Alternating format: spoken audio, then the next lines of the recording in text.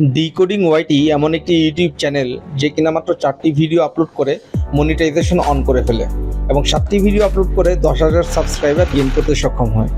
আর এখন তার চ্যানেলে 90,000 প্লাস সাবস্ক্রাইবার, তাও আবার 12টি ভিডিও থেকে। কি অবিশ্বাস্য লাগছে? বিশ্বাস না হলে তার চ্যানেলটি একবার ঘুরে আসতে পারেন। আমাদের মাঝে অনেক নতুন নতুন ইউটিউবার আছে যারা 100টিরও বেশি ভিডিও আপলোড করে ফেলেছে তাদের চ্যানেলটিতে, কিন্তু 1000 সাবস্ক্রাইবারও গেইন করতে পারেনি।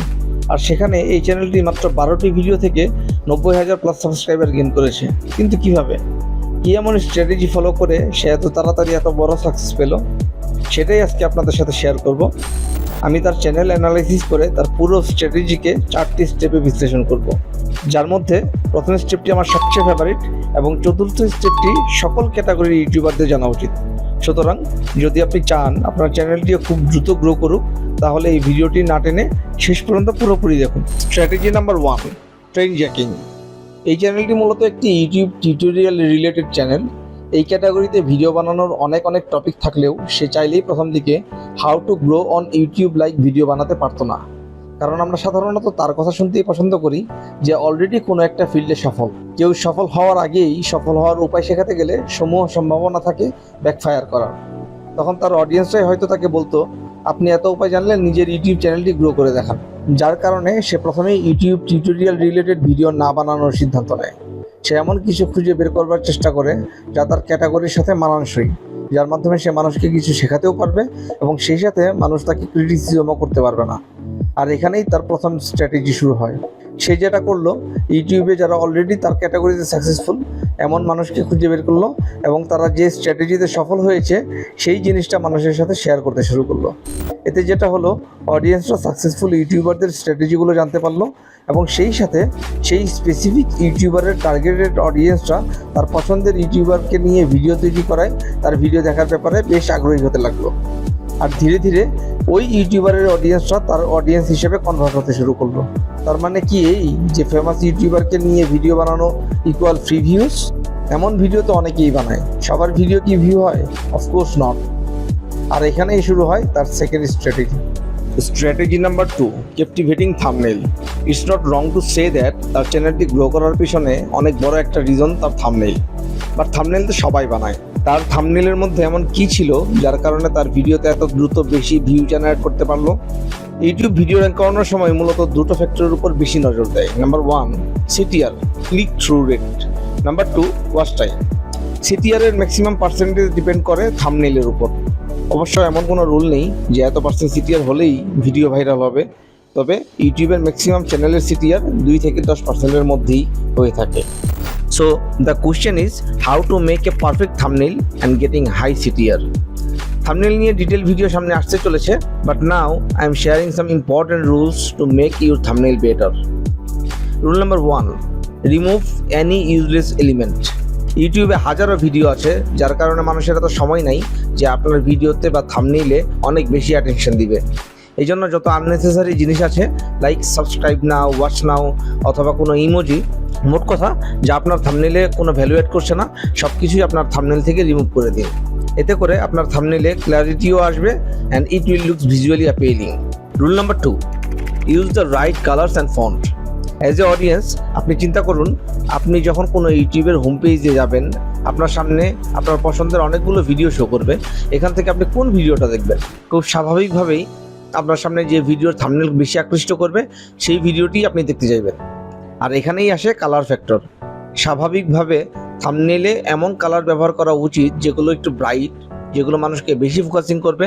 আর টেক্সটের ক্ষেত্রে একটু বোল্ড টেক্সট ব্যবহার করার চেষ্টা করবেন। আর খুব অল্প কথায় আপনি ভিডিওতে কী দেখাতে যাচ্ছেন সেটা এক্সপ্লেন করার চেষ্টা করবেন। আর মনে রাখবেন, সেন্টেন্স যত ছোট হবে আপনার সিটিআর বাড়ার সম্ভাবনা তত বেশি হবে। And rule number 3, keep the important things focus. এর মানে হচ্ছে আপনার থাম্বনেইলের দিকে যখন কোনো অডিয়েন্সের চোখ পড়বে তখন যাতে সবথেকে গুরুত্বপূর্ণ জিনিসটির দিকেই তার নজর আগে পড়ে। ধরুন আপনি ছবির মাধ্যমে কোনো কিছু বোঝাতে যাচ্ছেন, তাহলে ছবিটাকেই ফোকাস করবেন। আর যদি কোনো টেক্সটের মাধ্যমে কিছু বোঝাতে চান তাহলে টেক্সটটাকেই ফোকাস করবেন।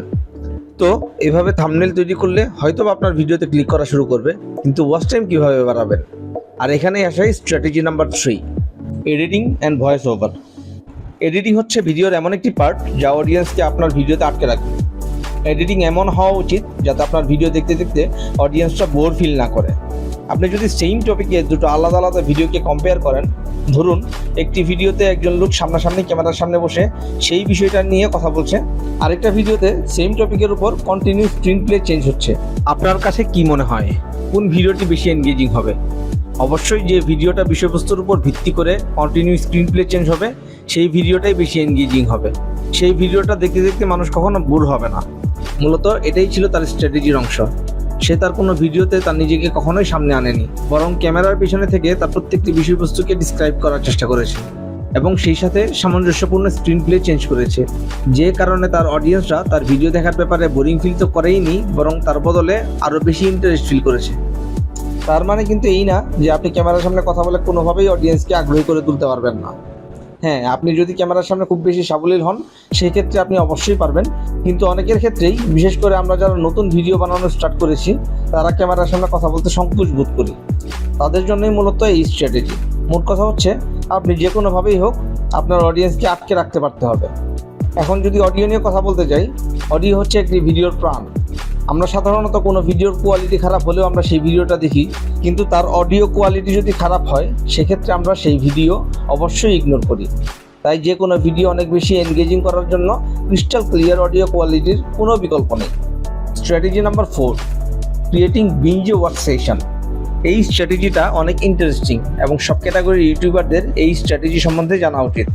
বিঞ্জ ওয়াচ সেশন মিন্স নতুন কোনো অডিয়েন্স যখন তার চ্যানেলটিতে কোনো একটি ভিডিও দেখার জন্য আসে তখন সেই ভিডিওটি দেখার পর সে চলে যায় না, বরং অন্য আরও ভিডিও দেখার জন্য সে আগ্রহী হয়ে ওঠে।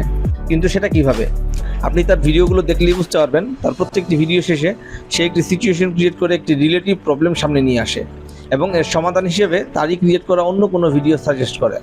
এর ফলে যেটা হয়, নতুন নতুন অডিয়েন্সরা তার একটি ভিডিও দেখার পাশাপাশি অন্যান্য ভিডিওগুলোও দেখে ফেলে, আর তারপর তার প্রতি এবং তার চ্যানেলের প্রতি অডিয়েন্সদের একটি ভার্চুয়াল ইমোশন ক্রিয়েট হয়, যার ফলে ম্যাক্সিমাম অডিয়েন্স নিজের অজান্তেই তার চ্যানেলটি সাবস্ক্রাইব করে ফেলে।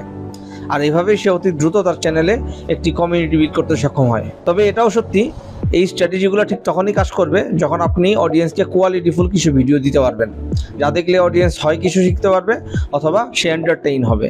সো এরপর থেকে আপনি যখনই কোনো কন্টেন্ট ক্রিয়েট করবেন তখন অবশ্যই এই জিনিসগুলো মাথায় রাখবেন। এখানে একটা জিনিস বলে রাখা দরকার, ডিকোডিং ওয়াইটি এর এটা কিন্তু প্রথম চ্যানেল নয়। এর আগেও তার আরও একটি চ্যানেল ছিল যেখানে 180টিরও বেশি ভিডিও আপলোড করা ছিল। সেই চ্যানেলে সে আশানুরূপ ফলাফল না পাওয়ায় এই চ্যানেলটি স্টার্ট করে এবং এখানে এসে সে তার কাঙ্ক্ষিত সাফল্যের দেখা পায়। এই ব্যাপারটি আপনাদের সাথে শেয়ার করার একমাত্র কারণ এই যে আমি আপনাদেরকে বোঝাতে চাইছি, প্রথম দিকে সবাই কিছু না কিছু ভুল করে।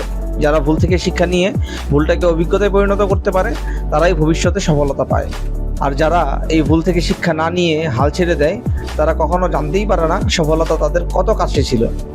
সো যারা ভাবছেন ব্যর্থ হয়ে ইউটিউবিং ছেড়ে দিবেন, তাদেরকে আমি বলবো ছেড়ে দেওয়ার আগে আরও একবার ভাবুন। আপনার সাকসেস হয়তোবা আপনার খুব সন্নিকটেই ছিল। এত দূর যখন চলেই এসেছেন তার মানে আপনি একজন ইউটিউবার অথবা কন্টেন্ট ক্রিয়েটর হতে চান। যদি তাই হয় তাহলে তো সর্বপ্রথম আপনাকে একটি ইউটিউব চ্যানেল খুলতে হবে। তো কিভাবে একটি চ্যানেল খুলতে হয় সেটা যদি না জেনে থাকেন তাহলে আমার এই ভিডিওটি দেখে আসতে পারেন। এই ভিডিওতে কিভাবে একটি ইউটিউব চ্যানেল খুলবেন সেই ব্যাপারে ডিটেল আলোচনা করা আছে, সেখানেই আপনাদের সাথে দেখা হচ্ছে। আজকের মতন আল্লাহ হাফিজ।